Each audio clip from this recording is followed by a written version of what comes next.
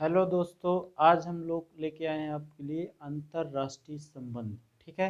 तो अंतर्राष्ट्रीय संबंध को कुछ ऐसा आप लोग देखिए, जैसे हम लोग गांव में रहते हैं तो गांव में कोई पड़ोस में कोई होता है जो काफ़ी बड़ा आदमी होता है या बड़ा व्यक्ति होता है, तो वो क्या होता है कि वो गरीब लोग उसके तरफ जो है झुकाव रखते हैं। किस तरह रखते हैं कि उनकी ज़रूरतें कुछ ना कुछ वो पूरी करता रहता है। ठीक है।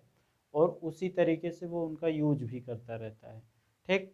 तो आज हम लोग उसी तरीके से आप लोगों को समझाने का प्रयास करेंगे कि अंतर्राष्ट्रीय संबंध में किसी देश के प्रति कैसे झुकाव होना चाहिए, किस किस एंगल में होता है, और कौन कौन से टॉपिक में उन लोगों को किस तरीके से कूटनीतिक तरीके से वो लोग अपने संबंध को बढ़िया बेहतर बनाए रखते हैं। ठीक।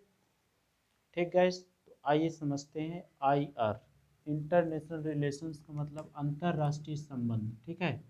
अंतर अंतर्राष्ट्रीय संबंध। अंतर्राष्ट्रीय संबंध। ठीक है। अंतर्राष्ट्रीय संबंध।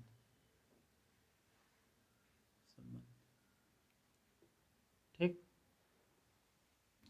तो हम लोग 5 तरीके से इनको देखते हैं। कितने तरीके से? 5 तरीके से। पहला जियोग्राफिकल, मतलब भूगोलिक उसका क्या है। जैसे भारत और नेपाल को हमने ले लिया। किसको किसको? भारत और नेपाल को। अब देखेंगे कि भौगोलिक किस तरीके से उपयोगी है। भौगोलिक कारण देखेंगे। भौगोलिक, है ना। भौगोलिक मतलब जियोग्राफिकल इंग्लिश में।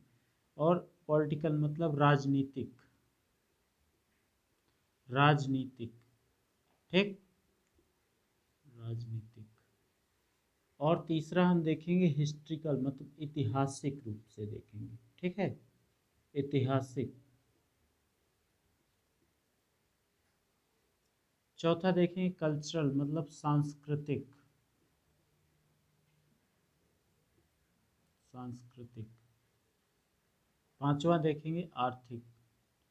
तो ये बेसिक चीज़ें, ये 5 बातें आपको हर देश से, जब भी किसी देश के लिए हम IR अंतर्राष्ट्रीय संबंध स्थापित करने की बात करेंगे या उसके बारे में कोई चीज़ देखेंगे, तो इन 5 वे में आपको देखना पड़ेगा। एक आर्थिक, सांस्कृतिक, ऐतिहासिक, राजनीतिक, भौगोलिक। ठीक है। इस किस किस कारणों से हमारे लिए महत्वपूर्ण है, वो चीज़ें देख करके जो है अंतर्राष्ट्रीय संबंध एक देश दूसरे देश से स्थापित करता है। ठीक। तो अंतर्राष्ट्रीय संबंध में मैंने आपको बता दिया कि जियोग्राफिकल भी देखना, मतलब भूगोलिक देखना है। पॉलिटिकल मतलब राजनीतिक देखना है। हिस्ट्रिकल मतलब ऐतिहासिक देखना है। और कल्चर मतलब सांस्कृतिक देखना है। ठीक है। तो आप लोगों को इतना समझ में आ गया होगा। और आर्थिक देखना है। ठीक। अब अब ये पूछो कि भौगोलिक कारण नेपाल भौगोलिक रूप से कैसे मतलब भारत के काम आ सकता है। तो एक तरह से ये बफर स्टेट का काम कर सकता है। किसका काम कर सकता है? बफर स्टेट का। ठीक। बफर स्टेट का मतलब दो देशों के बीच, मतलब जैसे चाइना और भारत के बीच नेपाल है यहाँ पे। चाइना और भारत के बीच यहाँ पे नेपाल है। ठीक है। तो एक तरह से भारत के लिए नेपाल क्या है? बफर स्टेट है। क्या है? बफर स्टेट है ना। समझ पा रहे होंगे आप लोग। तो एक तरीके से आपको ये टिप्स दी जा रही है कि कैसे दो देशों के बीच के अंतर्राष्ट्रीय संबंध को आप समझेंगे, किस किस वे में आपको सोचना चाहिए। तो ये 5 तरीकों में आपको बेसिकली सोचना ही है। ये मेन है। बस इतना ही आप कर लेंगे तो इतने में आपको उस देश के बारे में बहुत सारी जानकारी आपको मिल जाएगी। ठीक। भारत नेपाल, भारत पाकिस्तान, भारत भूटान, भारत अमेरिका, भारत रूस, भारत चाइना, ये सभी में ये 5 कॉमन चीज़ें हैं। ठीक है।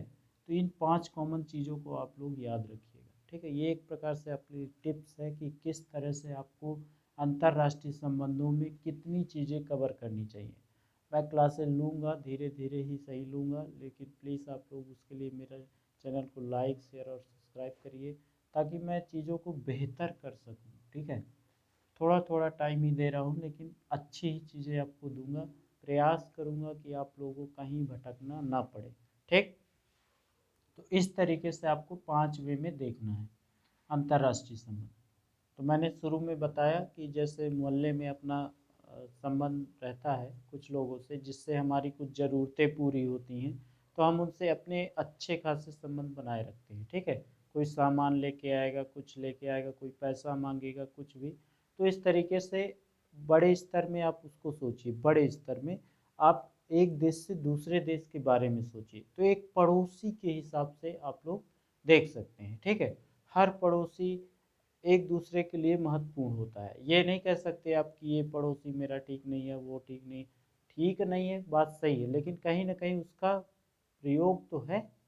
जैसे पाकिस्तान हमारे लिए ठीक नहीं है, पाकिस्तान जो हरकतें करता है उस हिसाब से वो ठीक नहीं है, लेकिन देखा जाए तो जियोग्राफिकली वो हमारे लिए ठीक काम कर रहा है ना।